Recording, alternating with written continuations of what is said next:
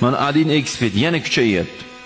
Kimni qarasangiz shu telefonda gapirib yotibmiz o'zi aslida.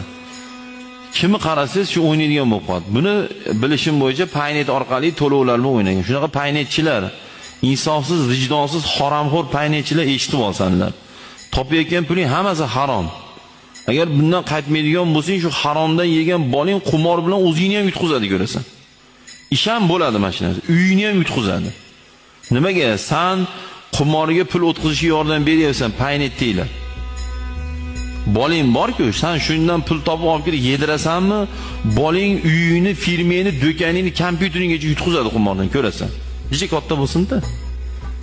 Shunaqangi haromxo'r, razillar.